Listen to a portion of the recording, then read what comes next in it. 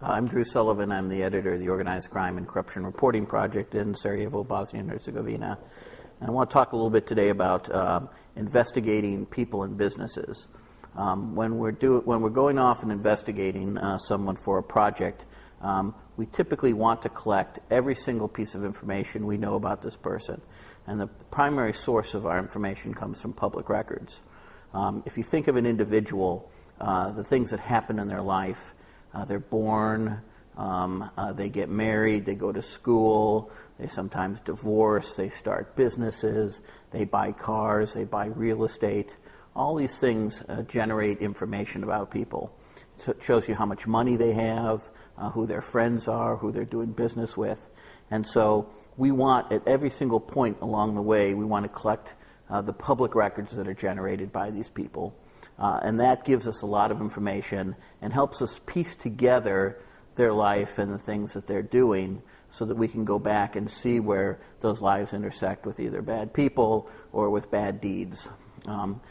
If you're investigating a business, it works very much the same way. A business is born, a business dies, a business gets married in that it merges with other businesses, it divorces in that it breaks apart from other businesses, it buys real estate, it starts new projects. And again, in the same way, all these records are available. And in businesses even more so than an individual. And so what we want to do is we want to collect all that information. We want to use something called the Freedom of Information Act, or every country has their own Freedom of Information Act to some degree, and you use this law to request information on these businesses.